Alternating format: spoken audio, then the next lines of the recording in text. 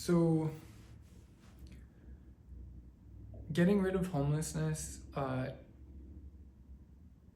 is a good idea because it's really annoying to watch homeless people uh,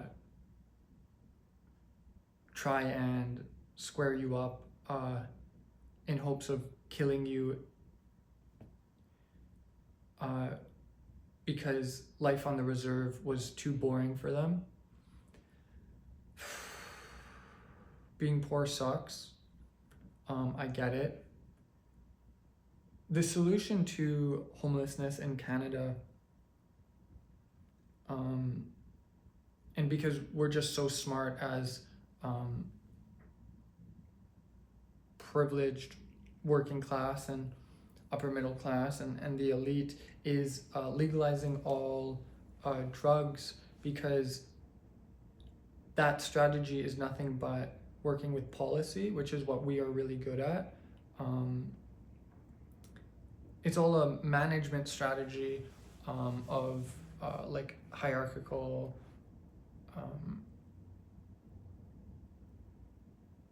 methodology. At the point of drugs being legalized, the conversation of as to whether or not the healthcare system should be privatized will stop. That's a really good way to fight American oppression. The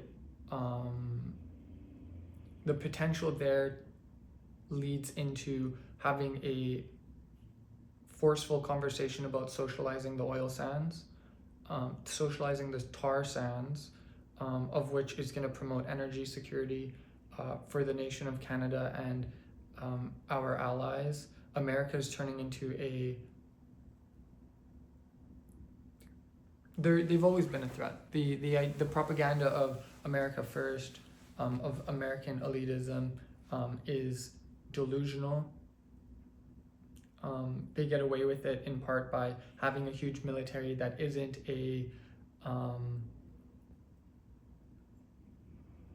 their big military is a consequence of them not having a private socialized healthcare system.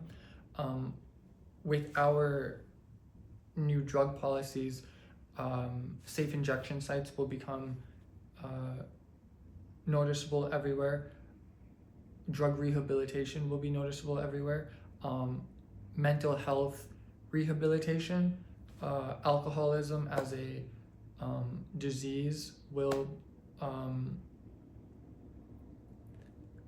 have more research put into it. The idea of multi-generational trauma will be entertained a lot more, because a part of drug use is essentially going so deep into the psyche that you end up with like a natural sense of your legacy, of your bloodline, of your hereditary. There's like a connection between science and like this emotional question of identity, which would be really good for Indian reconciliation. Having the very serious conversation about the Canadian penitentiary system being 80% Indians. The question of misogyny, of patriarchy, immediately becomes visible as a like possible question.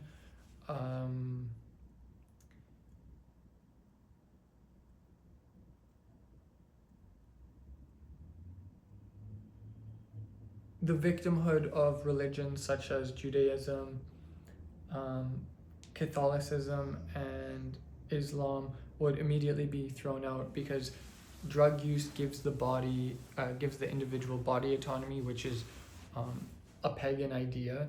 Getting rid of Catholics and the Jews and the Muslims is really important for national security, because at the expense of literally everybody, those groups self-prioritize their own intentions. And then that's the idea of multiculturalism, which is completely a farce. And so what would lead into that is the immigration strategy of bringing in Indians would stop. Managing our Indians, like, they don't own this land, we own it. They are ours, and it's that we're to treat them correctly, whether or not they're subordinate to us. All of that would happen. I could entertain the idea of getting rid of reservations, getting rid of like their ability, the Indians' ability to have like cigarettes and gas taxed. Like if you just got rid of the multi-generational trauma and said you have to live like the rest of us, we don't care about your culture as a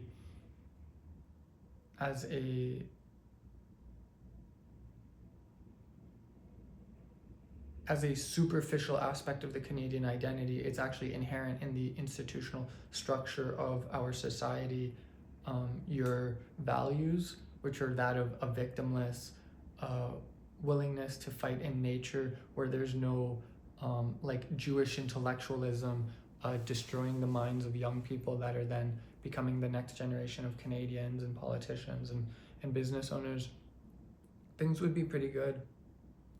Like I would finally be able to rest easy knowing that I'm allowed to be myself as a white person. This idea of white guilt, white privilege, we'd be able to throw that out completely. We would be able to restore the values of Western civilization and reject the arcane values of Islam, for example, women's oppression through clothing, for example. That's a really obvious one. The idea that women can be reduced to working roles that are unpaid, quite literally in the home doing unpaid labor. Like imagine if we figured out a way such that when a woman has a child, they're getting a stipend, not a welfare stipend, but like just straight up a stipend from the government to raise the kid, just because we've organized our like tax system in such a way that there are no loopholes really. Wealth is not defined under capitalism, it's actually defined under like such things as preventative healthcare, so that your health is actually there in your youth, able to enjoy yourself, so that it's not that you have a ton of money when you're old, it's that actually there was never institutional barriers as a young person for you to develop a career that supported your personal interests. Promoting union labor, promoting reshoring of all manufacturing, so that Canada actually isn't dependent on the idea of democracy outside of the country of Canada, that by offshoring manufacturing you're actually making sure that those countries don't start communist uprisings.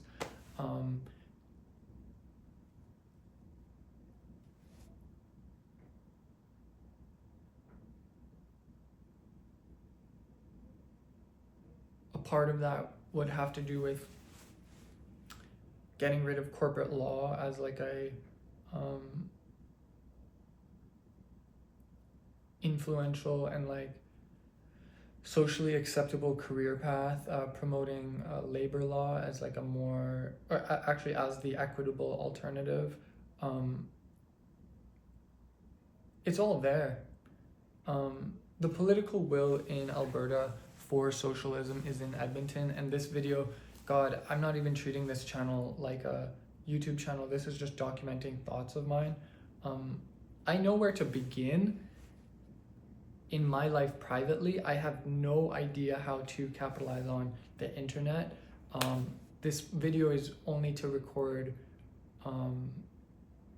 me at this time. It's not actually for the sake of discussion, and that sucks, but I actually don't care because it's too fucking crazy. This country promotes psychopathy like an art.